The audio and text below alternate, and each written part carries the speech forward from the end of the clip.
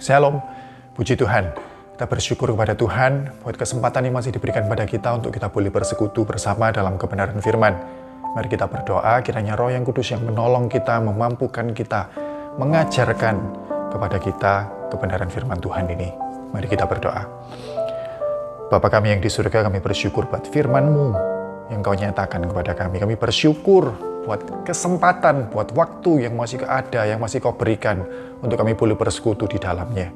Kiranya dalam segala keterbatasan kami, Roh-Mu yang kudus yang menuntun, supaya apa yang kami lakukan ini bukan menjadi sesuatu yang sia-sia, tetapi kami boleh dibentuk di dalamnya, tetapi kami boleh dibawa pada pengetahuan yang benar akan apa yang menjadi kehendak Tuhan lebih lagi dalam kehidupan kami. Segala puji syukur bagi nama-Mu Tuhan, dalam nama Tuhan Yesus kami berdoa. Amin. Puji Tuhan. Mari kita baca bersama dalam Filipi pasal yang keempat. Kita sekarang sampai di ayat yang ke-8.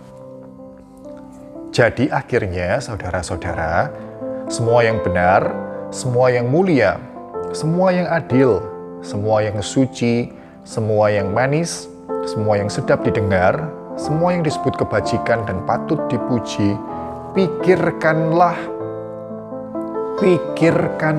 semuanya itu. Dalam Filipi pasal 4 ayat yang ke-8, kita menemukan suatu pernyataan, suatu perintah untuk menggunakan pemikiran kita. Ini sesuatu hal yang sederhana, tapi juga menjadi jawaban dari penyalahartian oleh beberapa orang tentang perjalanan kerohanian kekristenan. Sebab ada pengajaran-pengajaran yang mengatakan bahwa kerohanian itu harus dipisahkan dengan penggunaan pemikiran. Bahwa iman itu jangan dipikir pakai otak. Bahwa kalau kamu seiring pertumbuhan rohanimu, kamu harus mengejar suatu titik di mana kamu itu terhubung dengan Tuhan, sehingga kamu bisa mendengar bisikan-bisikan Tuhan, bisikan-bisikan roh, bisikan-bisikan gaib. Dan ya sudah, patokan mana yang menjadi kehendak Allah, mana yang harus kamu lakukan, patokannya dari situ. Tidak usah dipikir. Manusia toh terbatas pemikirannya. Tidak boleh toh mengandalkan kekuatan hikmat pikiran manusia.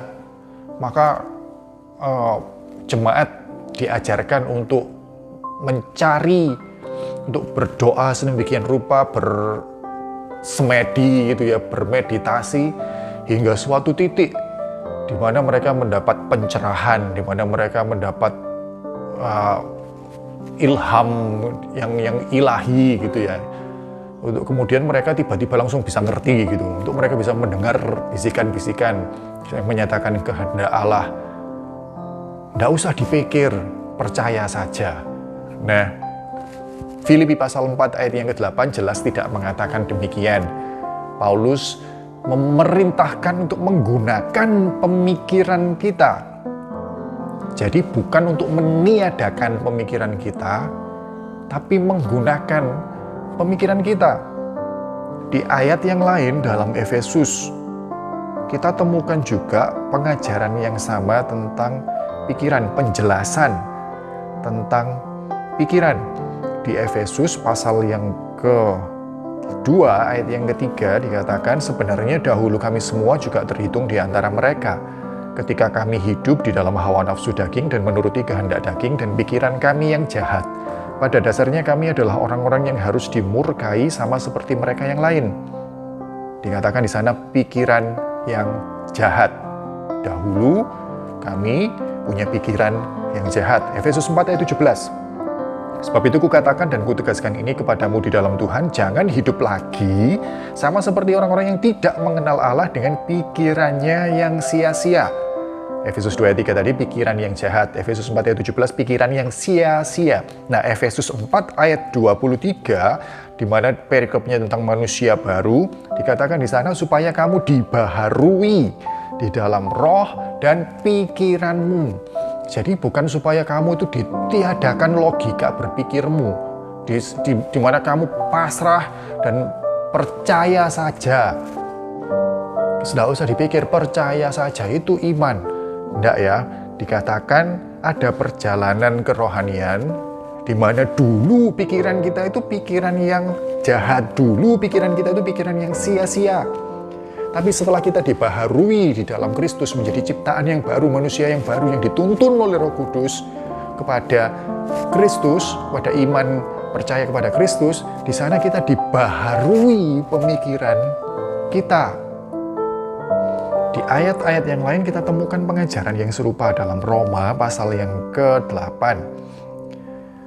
Ayat yang ke-5 dikatakan sebab mereka yang hidup menurut daging, mereka yang dulu pikirannya jahat, pikirannya sia-sia, mereka yang hidup menurut daging memikirkan hal-hal yang dari daging. Mereka yang hidup menurut roh memikirkan hal-hal yang dari roh. Mereka yang hidup menurut Roh Kudus memikirkan hal-hal yang dari roh.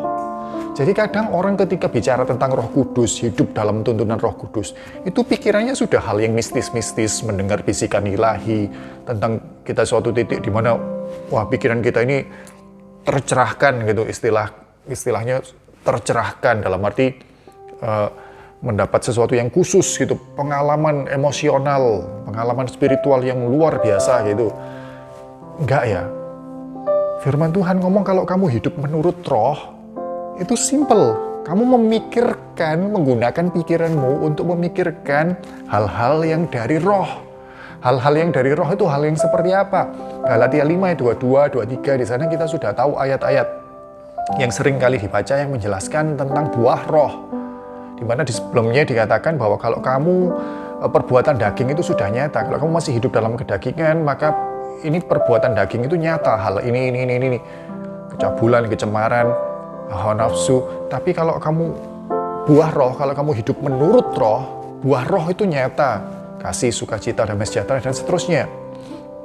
Di sini kita diajarkan bahwa pemikiran kita sebagai manusia yang baru itu harus tetap digunakan. Tapi digunakan untuk memikirkan apa yang menjadi kehendak Tuhan. Roma pasal 12 ayat yang kedua mengatakan demikian. Janganlah kamu menjadi serupa dengan dunia ini, tetapi berubahlah oleh pembaharuan budimu, akal budimu, pikiranmu, your mind, pembaharuan budimu. Sehingga apa? Sehingga kamu dapat membedakan manakah kehendak Allah, apa yang baik, yang berkenan kepada Allah, dan yang sempurna di dalam tuntunan Roh Kudus. Seturut dengan tuntunan Roh Kudus, di sana pikiran kita bukan ditiadakan tapi digunakan untuk kita mencari, untuk kita mengerti, untuk kita membedakan mana yang menjadi kehendak Allah dan mana yang bukan kehendak Allah. Bukan kita telan mentah-mentah apapun yang dikatakan oleh pemimpin rohani kita atas nama mereka berkata, saya mendengar Tuhan. Atau Tuhan berkata kepada saya bahwa ini. Sudah, jangan dipikir, percaya saja ini perkataan Tuhan. Firman Tuhan tidak pernah mengajarkan konsep yang seperti itu. Firman Tuhan ngomong dalam tuntunan Roh Kudus, gunakan pikiranmu untuk kamu mengerti kehendak Allah. Kiranya kita diingatkan untuk kita lebih lagi belajar menggunakan firman Tuhan, menggunakan pikiran kita sesuai dengan firman Tuhan. Artinya apa? Artinya gunakan pikiran kita untuk belajar firman Tuhan, merenungkan firman Tuhan. Dan dalam tuntunan Roh Kudus, di sana kita mau membedakan mana yang menjadi kehendak Tuhan dan mana yang berkenan, yang baik menurut Tuhan dan mana yang tidak.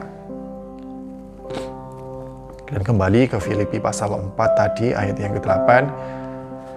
Ini suatu perintah untuk kita memikirkan.